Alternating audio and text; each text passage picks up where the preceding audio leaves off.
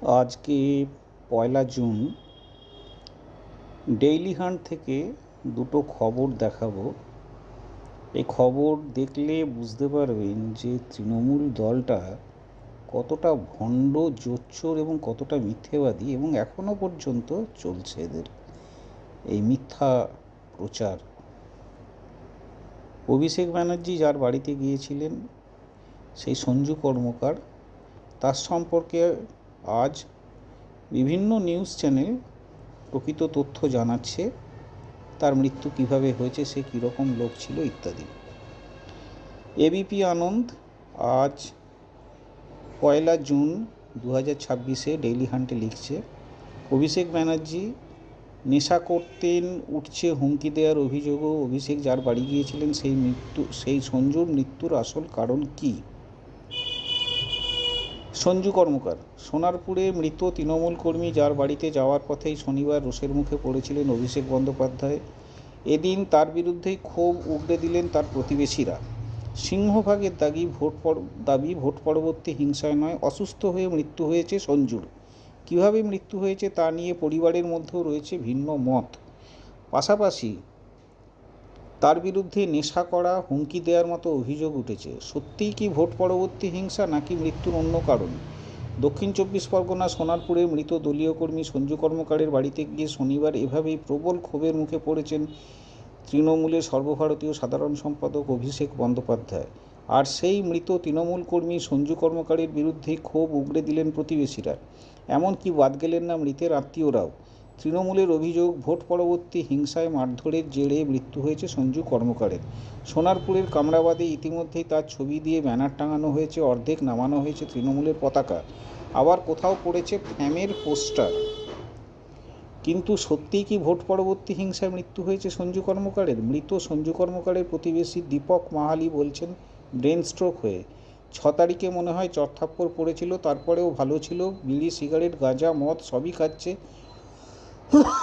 ও নিজেই পড়ে যায়, তারপরে মাথায় চোট পেয়ে।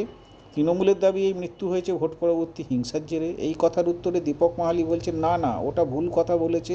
তাহলে তো হাসপাতালে যেত, ডাক্তারখানায় যেত, কোথাও যায়নি, পেনকিলার খেয়ে বাড়িতে ছিল। অনিতা ঘোষ নামে মৃত সঞ্জু কর্মকারের আরেক প্রতিবেশী বলছেন, হিংসায় কেন মারা যাবে, অসুস্থ হয়েছিল হয়তো। সকাল 8টা নাগাদ নাকি অসুস্থ হয়ে পড়ে, তারপর সকাল 11:30টার সময় দেখলো যে ওর দেহ ছেড়ে দিয়েছে, মুখ দিয়ে গ্যাঁজলা উঠছে, তারপরে হাসপাতালে নিয়ে গেল। কেউ বলছে ব্রেন স্ট্রোক হয়েছে, নেশা ভাঙ অনেক করতো, মদ, জুয়া, গাঁজা, মানে যত রকমের নেশা আছে সব করতো। সঞ্জু কর্মকারের বিরুদ্ধে কী অভিযোগ? অন্যদিকে সঞ্জু কর্মকারের মারধরের অভিযোগ তুলেছেন তার বোন, কিন্তু সেই ঘটনার পর তাকে চিকিৎসকও দেখানো হয়নি বা পুলিশের কাছেও কোনো অভিযোগ দায়ের করা হয়নি। মৃত সঞ্জু কর্মকারের বোন সঙ্গীতা কর্মকার বলছেন, 5 তারিখে সন্ধ্যাবেলা দেখা করতে যায়। 1 ঘন্টা পরে রক্তাক্ত অবস্থায় ওকে দুজন এসে দিয়ে যায়, তারপরে ডাক্তারের কাছে নিয়ে যাওয়া হয়নি, নিজে পেনকিলার খেয়ে ছিল। 22 তারিখ শুক্রবেলা ভোরবেলা বমি করেছিল, শিশু মঙ্গলে নিয়ে যাওয়া হয়, ওর মাথার স্ক্যান করা হলো, বললো ওকে যে মাথায় মেরেছিল ইন্টারনাল ব্লিডিং হতে হতে ক্লটিং হয়ে গিয়ে ব্রেন হ্যামারেজ হয়ে গেছে। আমরা কারোর নামে কোথাও কোনো অভিযোগ করিনি, দাদা আমাদের কাছে কোনো নাম বলে যায়নি যে কে মেরেছিল। এই প্রসঙ্গে আবার চাঞ্চল্যকর দাবি শোনা যাচ্ছে তারই অন্য এক আত্মীয়ের গলায়। মৃত সঞ্জু কর্মকারের আত্মীয় ইপ্সিতা কর্মকার বলছেন, ভোট পরবর্তী হিংসায় মারা যায়নি, 5 তারিখে মারধর খেয়েছিল, বন্ধুরাই মেরেছে। বিজেপির লোকেরা মারলে থানায় কমপ্লেন করতো, সারাদিন নেশা করতে গিয়ে 22-23 তারিখ নাগাদ মৃত্যু হয়েছে। মৃতের বোন দাবি করছেন, অভিষেক বন্দ্যোপাধ্যায় তার দাদা সঞ্জু কর্মকারকে চিনবে তো, নেশাগ্রস্ত মানুষ তো, দুজন তো একই নৌকার কাণ্ডারি। অভিষেক বন্দ্যোপাধ্যায় তার দাদা সঞ্জু কর্মকারকে চিনতেন। সঙ্গীতা কর্মকার বলছেন, তৃণমূলের কংগ্রেসের সক্রিয় কর্মী ছিল, অভিষেক ব্যানার্জির খুব ক্লোজ ছিল। অভিষেক ব্যানার্জি নিজেই বলে গেছেন উনি দাদাকে চিনতেন, সেটা আমার ওনার মুখ থেকে জানা। অথচ তারই বিরুদ্ধে গুচ্ছ অভিযোগ করছেন তার প্রতিবেশীরা। মৃত সঞ্জু ঘোষের আত্মীয় অনিতা ঘোষ বলছেন, আমাকে থ্রেট দিতে মারতে আসতো কেন, যদি ভালো ছেলে হতো। থ্রেট দিতে এসেছিল 25 জনকে নিয়ে, তৃণমূলের সমর্থক নয় সেই জন্যে। দীপক মাহালিয়া আবার বলছেন, পাড়ায় হুমকি দিত, ভোটের আগে হুমকি দিয়েছে মানুষকে, ওনার জন্য রাস্তা আটকে রয়েছে পুরোটা। পুলিশ সূত্রে দাবি, মৃত তৃণমূল কর্মী সঞ্জু কর্মকারকে মারধরের পরও কোনো অভিযোগ জানানো হয়নি, তার মৃত্যুর পরে কোনো অভিযোগ আসেনি। এরপরে আমি আরেকটা রিপোর্ট দেখাবো, সেটা হচ্ছে TV9 বাংলা। TV9 বাংলা রিপোর্টটা দেখুন, আরও চমকে যাবেন যে কীরকম তৃণমূল কর্মী এবং অভিষেক ব্যানার্জির ভণ্ডামি কী ধরনের লোককে সাপোর্ট করছে। TV9 বাংলা, এটাও হচ্ছে 31শে মে 2026। দেখুন, 31শে মে 2026, সোনারপুর। শনিতে সঞ্জুকে সমাজসেবক বলেছিলেন অভিষেক, রবিতে বেরোলো অন্য পরিচয়। সঞ্জু কর্মকার, তৃণমূলের নিহত এই কর্মীর পরিবারের সঙ্গে দেখা করতে এসে গতকাল শনিবার আক্রান্ত হন তৃণমূলের সর্বভারতীয় সাধারণ সম্পাদক অভিষেক বন্দ্যোপাধ্যায় ইত্যাদি। সোনারপুরের কামরাবাদে এসে অভিষেক দাবি করেছিলেন নিহত সঞ্জু কর্মকার সমাজসেবা করতেন। সমাজসেবক সেই সঞ্জুর আরেক সমাজসেবার কীর্তি দেখা গেল তার বাড়ির অদূরেই। প্রতিবেশী নিখিল চন্দ্র মণ্ডলের 3 কাঠা জমি ভুয়ো কাগজ বের করে প্রথমে নিজের নামে মালিকানা করে তারপরে আরও একজনকে বিক্রি করে দেওয়ার অভিযোগ উঠল। ভাবুন, নিখিল চন্দ্র মণ্ডলের 3 কাঠা জমি ভুয়ো কাগজ বের করে নিজের নামে বার করে নিল, আবার সেটা অন্যজনকে বিক্রিও করে দিল। 1989 সালে নিখিল চন্দ্র মণ্ডল এই 3 কাঠা জমি কিনেছিলেন। দীর্ঘদিন জমিটি খালি অবস্থাতেই রয়েছে, পরে সেখানে তাদের বাড়ি করার কথা ছিল। 2024 সালে নিখিল চন্দ্র মণ্ডলের মেয়ে নিপা মণ্ডল এবং জামাই প্রদীপ সাহা সোনারপুর থানায় অভিযোগ দায়ের করেন। আদালতের দ্বারস্থ হন। তাদের অভিযোগ, ভুয়ো কাগজ বের করে জমিটি দখল করেছেন সঞ্জু। আদালত থেকে নিপা এবং প্রদীপ সাহার পক্ষে রায় দেওয়া হয়। এরপর সঞ্জু কর্মকার, জয় সেনগুপ্ত সহ এলাকার বেশ কয়েকজন তৃণমূল কর্মীর বিরুদ্ধে থানায় যান ওই দম্পতি, মানে নিখিল চন্দ্র মণ্ডলের মেয়ে।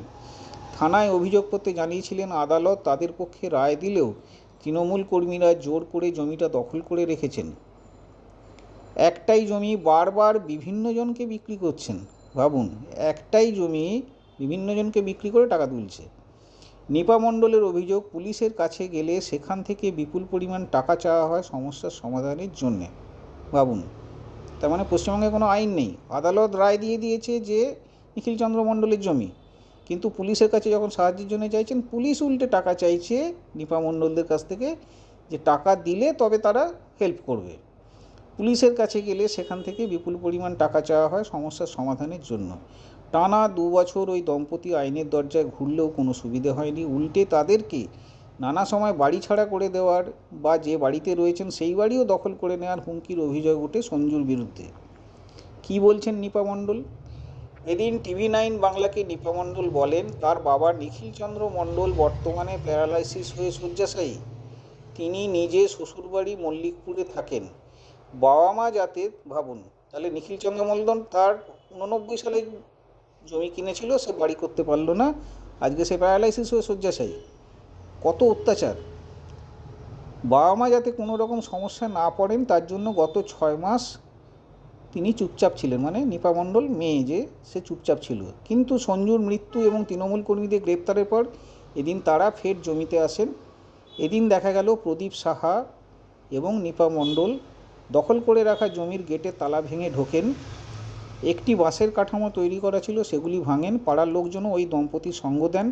তাদের বক্তব্য, নিজের জমির দখল পেতে এরপরে যেন আর কোনো সমস্যায় পড়তে না হয়। তাহলে ভাবুন, আজকে যদি তৃণমূল সরকারটা উৎখাত না হতো, তাহলে বৃদ্ধ নিখিল চন্দ্র মণ্ডল, যিনি প্যারালাইসিসে শয্যাশায়ী, বা তার মেয়ে নিপা মণ্ডল, তারা কিন্তু এই জমির অধিকারটা ফেরত পেত না। এতদিন পায়নি, তারা জোর করে জবরদখল করে রেখেছিল, বিক্রিও করে দিয়েছিল অন্য কাউকে, এবং আজকেও তারা ফেরত পেত না। এইগুলো আমরা বলছি না, এগুলো বলছে মিডিয়ার রিপোর্ট। মিডিয়া দেখাচ্ছে যে অভিষেক ব্যানার্জি, যিনি সঞ্জু কর্মকারকে বলেছেন সমাজসেবক, কী ধরনের সমাজসেবক, কী ধরনের সর্বপ্রকার নেশাগ্রস্ত মানুষ, এবং কী ধরনের গুন্ডামি মাস্তামি তিনি করতেন, তার সাপোর্টে অভিষেক ব্যানার্জি গেছেন মৃতের বাড়িতে তাকে সাপোর্ট দিতে। থ্যাংক ইউ, ধন্যবাদ এটা শোনার জন্যে।